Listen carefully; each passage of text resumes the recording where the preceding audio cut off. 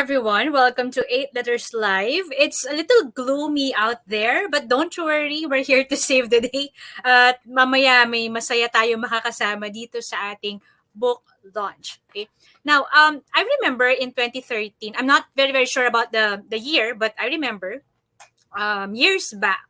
Okay, there was a time when Manila was called like a portal to hell or something. Don't quote me for that. Kasi basta meron lang isang famous writer who said that Manila is a portal to hell. Okay, I think that person, para lang aware kayo kung sino, nagsulat na siya ng tatlong nobela. Okay, hindi ako magne-name drop. Okay, you can do your research. Now, in today's book launch, or for today's novel that we are launching, it's kind of similar to that. Okay, pero in an alternate world or in an alternate reality, it's a different kind of Manila. Okay, it's a Manila that is ruled by sin and lies, and that teeters at the brink of destruction. So parang madilim na Maynila siguro to, no? And something malevolent is hiding or lurking in the shadows. Okay, so to know more about that book, we are here with the writer, the author of our newest book, Arcane, and he is Min. Okay, who is Min? Napaka-iksi ng pangalan. Hindi ko alam kung Min for minimum or baka may iba pang meaning yung Min. Okay, but Min is a gamer, a horror fanatic, and a manga and webtoon reader. Wow, he's an avid consumer of different mythologies all around the world, and he's also into young adult, fantasy, and LGBTQ plus novels. Now let's start. Wag na natin patagalin, ano? Wag na natin paghintayin si Min. Hello, Min. Hello po. Hi. Good Hi po. Good afternoon. afternoon po. Maulan ba dyan sa kung nasaan ka? Kanina po, Kanina. medyo tumigil na. Pero Okay. kanina parang binabagyo. Oo, malakas yung ulan, ano? And, sometimes that's the perfect setting for a horror movie or a horror novel, mga ulan-ulan na ganyan. So, hindi ko alam kung sa novel may mga ganun kang mga eksena, no? May mga paulan, may mga pag-gloom, okay? Now, let's talk about the book. Bakit Arcane? Pag nababanggit ba yung Arcane, ano yung unang pumapasok sa isip ng tao? Like, ang fantastical po kasi nung word na arcane. Kaya ako siya napili as like the title for the book. Arcane means something, if I can remember correctly, it means something mysterious or unknown. Ganun. And I really like that meaning. Kaya siya yung napili ko as the title for it. Dun pa lang sa blurb mo kasi, no, talagang, interesting na. Kasi yung mismong description mo of Manila, nakakatakot. Yung dun pala sa malevolent. Meron pa naman ako pinapanood kanina sa Netflix na malevolent din. So parang, wow, talaga yun ang ating, yun ang ating theme for the day, no? Now, at mas mas nakakatakot pag binabasa. Bakit mo naisipan na going horror yung iyong nobela? Is this your first novel also? Yes, this is my first novel and hilig ko po kasi talagang mag-consume ng horror, like movies, books, manga, all that stuff. Hilig ko po talaga mag-consume. Kaya I was like, try ko nga. Malay ko, maganda yung kalabasan. And then suddenly I was writing Arcane. Ang isa pang nakita kong unique, no, do sa structure kasi ng novel mo, no? If you guys can see the caption, ayan. Arcane, this novel contains 6 stories told in 6 different perspectives. Okay. Ito naman, ano yung parang backstory, bakit? Kasi yung iba parang dalawang characters, dire-diretso lang. Ikaw, parang naisip mo, iba-ibang perspective kaya at 6 stories. So, bakit gano'n naman yung naging structure nitong nobela? Well, naisip ko po kasi na it would be too boring kung nag-focus lang ako sa isang perspective. So I was like, why not write 6 different perspectives? And then out of those 6, have one story like not really mean anything to the plot. Like, hindi siya totoo. Figment of the imagination lang siya. Because Manila, in this specific world, as quoted by the character, speaks. Parang it's alive and kinokontrol niya yung mga characters mismo. Kaya I was like, maybe write a story na like a part of that story or the entire story itself never happened. And yun yung Gusto ko naisip ko yan. kaya ako nagawa yun. And Gusto bahala ko na yung yan. readers kung sila yung, kung ano yung napili nilang hindi Kung totoo sino yung dun. paniniwalaan nila. Apo. Right. You know what? This reminds me of that story by Ryonosuke Akutagawa. I don't know kung alam mo Hmm. yun. In a Grove, ganyan, no? Na pag ganito yung nababasa nyo, hindi siya madaling isulat, guys, no? Hindi siya madaling isulat kasi you, as a writer, you have to parang create a unified plot pa rin, pero iba-iba yung kwento, no? Hindi ka ba nahirapan doon? Paano mo siya sinimulan? Like, uh, at yung first three chapters, medyo nahirapan akong magsulat kasi it was really jarring. First time kong magsulat ng ganito karaming perspectives. Pero as I went on, mas napadali siya ng napadali hanggang sa yung last two stories na, ayun, really, really good na siya, really easy na siya para isulat. Though, nahirapan pa rin lalo na yung lalo na yung personalities nila, ang hirap, medyo nahirapan akong i-differentiate kasi baka mamaya yung personality pala nung isang perspective nalalagay ko na sa pagsusulat ko dun sa personality Mm, nung isa. right. Pero it was I was able to write it naman ng maayos. How did you like remedy that, no? Yun nga, paano mo na-prevent yung hindi sila pare-pareho, talagang makikita mo yung difference ng characters.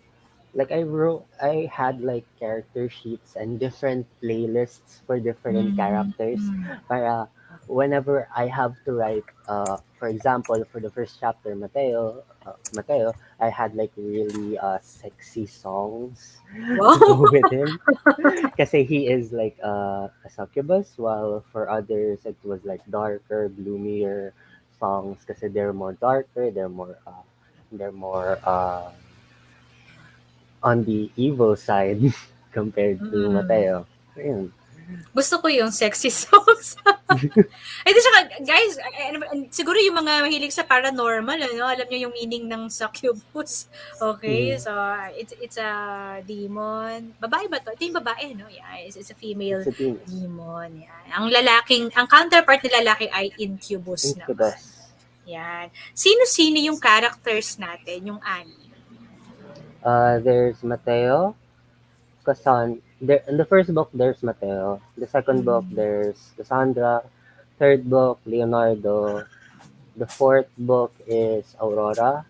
The fifth Mm. book is Ervic. And the last book is... Oh God, I can't remember his name. Okay lang, okay lang. It happens. Itong book na sinasabi mo, are these like the physical book or ito yung parang chapters? Ganyan. Ito yung chapters po. Okay, okay. So in each chapter may isang perspective. Wow. Perspective. Mm. Ano yung mga naging challenges mo habang sinusulat naman yung buong kwento naman? Writing gruesome scenes kasi before this, ang mga nasusulat ko lang on my own is mga cutesy stuff, mga Mm. romantic, ganun. And I wanted to challenge myself for this book, kaya sabi ko, okay, let's write something gruesome, let's write something gritty, ganun. So, writing that kind of stuff was really challenging, pero nung nagagawa ko na siya, nai-enjoy ko siya lalo. Kasi lumalabas yung yung pagka interest ko with horror and yung Mm. horror. Ayun. Paano mo na nasulat halimbawa? How did you prepare for the say for each gruesome scene? Paano ano yung Um, mga inputs mo kumbaga? I play a lot of games and yung mga laro na yan, mga assassination type, ganun, or medyo gruesome yung mga scenes pag may pinapatay na characters. So, watched a lot of those and then nanood din ako ng mga uh, just gruesome stuff on YouTube and basically anywhere that I could like get uh, I remember violent you get media. that scenes like that. Okay. Hindi ka naman din parang na-shock, pero sabagay kailangan matibay ang Mhm. sikmura mo din when you write stuff like this. Ano. Nakakatuwa, ang ganda ng props dun sa gumawa, no? Basta, yung sa team namin, si Miss Cindy yata ito, yung gumawa ng si Miss Cindy yung gumawa ng book cover, ang ganda, talagang doon pa lang sa itsura, no? Mysterious, Miss Opo, Pa-smoke effect. smoke effect. Nakakatuwa, okay.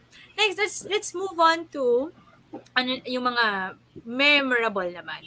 What's your most memorable um,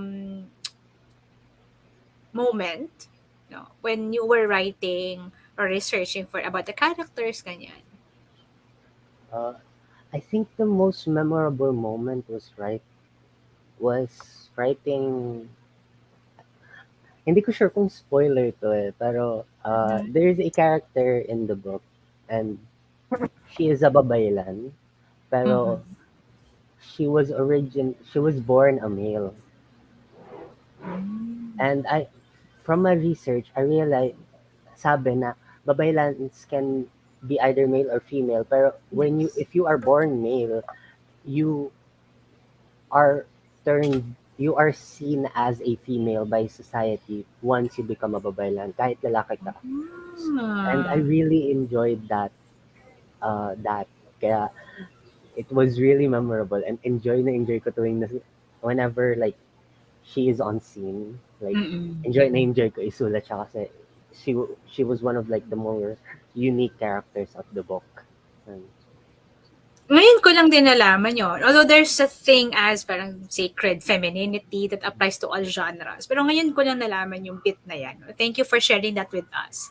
Ito naman, since nabanggit mo rin yung mga characters, unique character, itong babae lang na to, ito ba yung parang favorite mo na din na character? Or meron kang ibang characters that you can actually relate to? um, I think pinaka-relate ako kay Mateo, mostly dahil yung internals, like he has this internal struggle of like being good to the people that he cares about, pero he's not good to the people that, ano, that hurt the people that he cares for. Like, I have that sort Mm-mm. of feeling in me where I'm kind to everyone, pero pag may sinaktan ka na I'm really close to, I'm like, grr, ganun. Mm-hmm. Very intense ang personality ni Mateo. Mm, very May peg ka ba kay intense. Mateo or talagang ano lang, sa imagination mo binuo siya? Or may peg ka like ikaw ba yung peg or meron kang somebody in mind? Like, I think brought up lang siya from my imagination kasi nag-isip lang ako no, what if I take like a lot of bad qualities and try to make this person into like a relatable character, like someone na you initially think would be a villain pero he's more of like an anti-hero kind of guy. Yes, I love that. I love that. Ang gusto ko yung alam mo yung ginagawa mo na, wow, you know, anti-heroes. Wow, talaga naman. And by the way, guys, I'm trying to collate these tips from Min. So, sundan nyo lang yung ating comments. Okay. Ask what ifs, ayan, to create unique characters. Okay, nakakatuwa. Okay. And kung gusto nyo i-share yung ating live stream, i-share niya, i-share niyo na using the hashtags 8letters and Arcane BTS. Oh, hindi invento yung BTS ha, hindi Ano niya invento Before yan? the Storm. Oh, 'di ba? Hmm, Pero kung basahin 'to ng BTS, why not? Kung ma-lead kayo sa whatever. BTS, at dito, mas maganda 'yon. Okay. Now, next. Let's talk about scary stuff, gruesome stuff. Mhm, Okay. mm. Nagkaroon ka ba ng any scary moment or scary experience? So, sinusulat mo to. What scared you the most? I think wala namang scary moment. More like, it's more like, masyado na ba tong gruesome to write? Mm-hmm. Kasi there's a particular scene in the first chapter where, like, me and my friend, siya yung editor ko, and Mm-hmm. we were conversing with each other, and we were debating on whether to add a specific scene wherein a man gets like chopped up in half by a chandelier, and we were debating if we were gonna add that or if we could make it kung gruesome enough na ba yun or Oo. sh- was it too much or kulang pa ba? Do we have to make it even more gruesome? Do we have to add more detail? Ganon. Yun yung it's not scary pero it's more like is this too much na? Mhm, Ganon. mhm. Natutuwa ako dun sa binabanggit mo, because in romance, meron tayong question dito from Tiffany about romance. So I'm gonna ask her about that. I'm gonna ask you about that later. Okay, yung sa romance, meron tayong tinatawag na heat level. Right? It's like a sliding scale. How romantic, how intense, how passionate.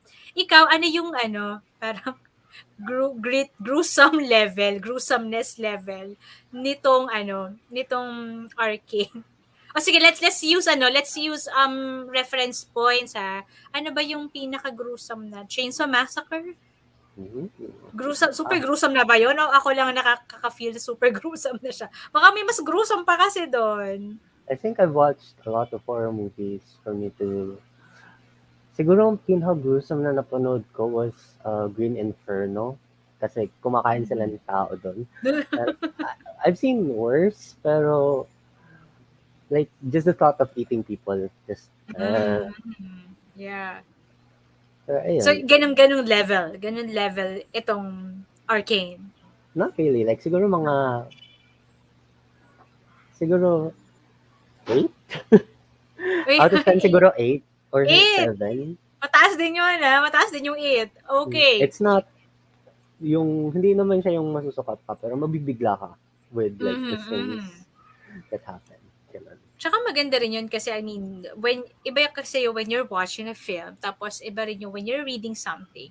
So, i-imagine mo siya, na naiiwan sa memory natin yung binabasa natin. Now, balikan natin yung tanong ni Tiffany, no? Paano ka nag-transition from writing romance or fluff to horror?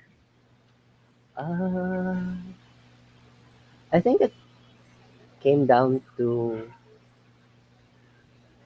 sobrang writer's block ako when it comes to my other projects relating to romance and fluff. Mhm. And for like an entire year nung nag-start ulit ako magsulat, I was just writing romance, fluff, like cute fantasy. And Mhm. sabi ko sa sarili ko, hindi ako nagpa-progress. Like, lagi akong tumitigil, laging hindi natatapos yung work. So, sabi ko sa sarili ko, why not try something different? Why not try a genre na I myself really enjoy, and that was horror and gore. Yeah, I did my research. I reread a lot of the things that I read before and watched a lot of the things that I watched before, and then yeah, that's how I transitioned. Mhm. Parang ano 'to 'no, anong tawag dun, parang don't be yung parang step out of your comfort zone. Mm-mm. Nakakatuwa naman na may gano'n kang attitude 'no. Well, not to diss on people na they prefer ito yung genre nila, pero, admirable din yung mga tao na nagta-try ng iba't ibang genre kasi you want to see kung hanggang saan ka, kung ano yung Of kaya mo pang gawin, na-stretch yung potential mo, nakakatuwa. yes, Now, would you like to be branded or be known as a horror writer, or would you still kind of go back to romance like in like the future? I'd like to dabble in romance, okay, pero I don't really want to be. I feel like I don't want to be known as a Mm-hmm. horror writer kasi a lot of people will expect more and more like Yeah. grittier, scarier stuff from me. Pero Mm-hmm. there is also that charm of being known as a horror writer because there are a lot of good horror writers out there, sila Stephen King. Yeah. Um, yeah, ayan. It's a 50-50, pero it would be nice. It'd be nice to write more horror stuff. Okay. Hmm. Pero at least you don't want to be limited to that. I Nakakatawa, don't want no? to be limited. Mhm, mhm. Meron ka pa bang ibang gustong subukan? Ito na. Meron ka bang aside after Arcane what are your plans? Um, currently writing a siguro sequel for Arcane. Mm. Mhm, mhm. I'm currently writing that, and then uh, I'm kind of going back to one of my old projects na more closer to home, more family friendly kung sabihin nila. Mm. not really romance, pero teen fiction, gano'n. Teen fiction, like Nakaka-excite. adventure. Nakaka-excite. Ilang ano ba, ilang parang, well, hindi naman sa pang-spoil, but like how many books ba tingin mo yung kayang isulat sa universe ng nitong sa Arcane? I think mga three. Like, Mm. with this, siguro mga three. Kasi as of writing yung current na sequel ng Arcane, it's more focused on the first character that we get introduced in the book, which is Mateo. It Mhm, focuses mhm. on Mateo more than any other character. And siguro, if the second book does go well, yung third book, May magkakaroon ng third book. magkakaroon yung third book. Definitely. Definitely. Okay. Manifest natin yan. Okay, Ano, mamaya kasi meron tayong parang patikim, no? We're going to have a live reading of an excerpt from the book. But before that, let's play a short game. Yan. Short game. Wala na akong i-share sa aking screen. Ano na lang to? Para lang, yung mabilisang pag-iisip lang, no? Total, nakapag-research ka and everything, okay? So, ang magbibigay ka lang ng mga bagay na nakakatakot o posibleng nakakatakot na mangyari. Okay, bibigay ko ng tao or setting, tapos yun, magbibigay ka lang, parang prompt. Okay, o sige. Siyempre dahil ang setting nitong Arcane ay Maynila, ano ang pinaka nakakatakot na pwede mangyari sa sa Maynila? Pero yung mamatay or anything, no? Pero for you, ano yung pinaka nakakatakot na pwede mangyari manak sa Manila? Sa'yo, sa manak Maynila? manakawan sa recto tapos hindi mo na mahabol yung magnanakaw. Truth! Kasi sa Santa Cruz, sorry na lang kay Mayor, pero meron naman talaga mga, ako naka-witness din ako ng snatch siya, as in, ang bilis, tapos wala na, nakuha na yung bag nung katabi kong sa Maynila. Taga Maynila ka ba or somewhere else? Taga Malabon ako, pero I've been to Manila. Manila a lot. Huwag kayong maglalabas ng mga mamahaling kung anik-anik when you're going to the Visoria at sa kung saan-saan pa. Tingnan niyo yung mga bag ninyo. Okay, next. Ano ang pinaka nakakatakot na pwede mangyari sa iyo sa relasyon? Hmm, ma-fall Hmm. out of love. Bakit? Kaysa mag-ghost, ha? Mas nakakatakot ang ma-fall out of love. Why? Kasi mas masakit yung alam mong minahal ka niya. Ay mahal, ay wait. Mas masakit yung alam mong mahal mo siya pero nawala kaysa yung bigla siyang nawala. Kasi Hmm. at least 'pag nawala puwede mong sabihin, eh, kupal lang siya, eh. Pero 'pag nawala 'pag yung pakiramdam mo sa kanya yung nawala sasabihin mo, "Hala, kupal ako." And the Yung feeling sa is kupal gone. ako. Oo. Hmm, May like, kantang ganyan, no? Ano yun? So, medyo luma. I remember the boy, but I don't remember the feeling anymore. This is a line from a song. Okay, third and the last setting. Okay. Pinaka nakakatakot na mangyayari sa'yo when once you've hit your prime. Yun. Sa ikaw, kasi ikaw kung medyo bata ka pa, once you've hit your prime, what could be the scariest thing that could happen to you? siguro hindi ko na-achieve yung mga bagay na gusto kong ma-achieve when I was younger.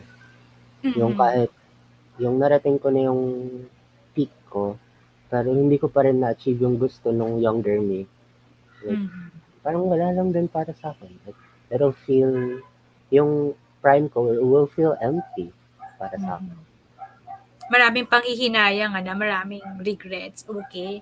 So, yan, nakita niyo yung mga sample, yung mga may mga bagay na super nakakatakot, like patayan and everything, at may mga bagay na nakakatakot din dahil sa emosyon, okay. Ano, May mga mundane things na nakakatakot mangyari sa atin. Okay, now let's hear more from Min as he reads an excerpt, one of his favorite excerpts, I guess. Sana yun yung napili mo from the book, Arcane. The spotlight is yours. so do I just start reading? Yeah. Lady Cassandra. She turned to face Tiana, who wore an all-black dress. She had a hat and a veil on her face. but you could still visibly spot the tears that were flowing from her eyes.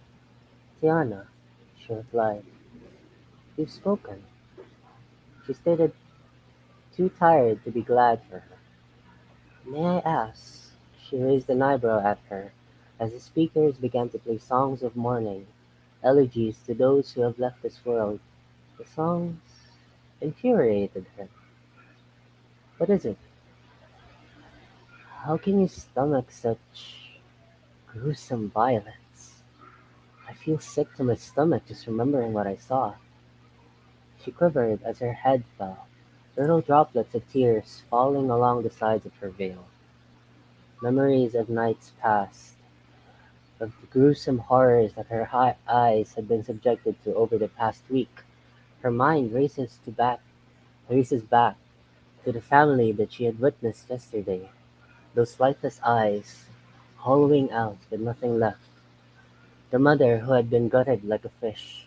The two children who had their entire bodies hollowed out.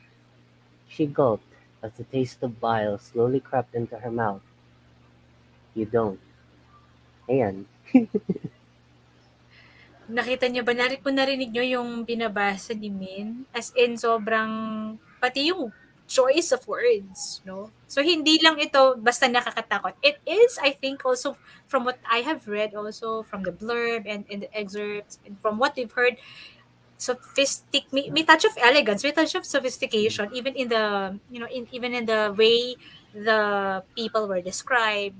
Kaya hindi to basta-basta horror story. Okay, this is a yes, book that's really worth your time, and we are inviting everyone to buy Arcane Before the Storm by Min. How much does this cost, Min? I think 380? Okay, Yes. 380 pesos, which is of course available in the Eight Letters bookstore website, and then it's also on Shopee and Lazada. Okay, yeah. Si Pai, si Pai ay nagsasabing congratulations. I'm late watching but congratulations. Okay lang, Thank late is you. better. It is better than they haven't watched it. Okay, thank you so much. And Min, congratulations on your book. We're so excited to have a copy in our hands. Salamat ng marami for trusting Thank you eight po. letters. And if you also want to be like Min, na meron kayong ganyan libro na horror genre, we're also inviting you to submit your manuscripts to us. We are accepting currently horror compilations, horror novels, okay, or mystery novels, pwede rin yan. Okay, so for more information, contact us at 8 letters books. Okay, maraming salamat, Min. And see you virtually. Okay. Thank Thank you. you so much, everyone. Goodbye and have a lovely afternoon. Bye. Bye.